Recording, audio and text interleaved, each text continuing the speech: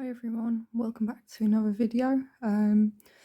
So we're going to be trying some commentary this time just because I thought it would be a little bit easier than typing.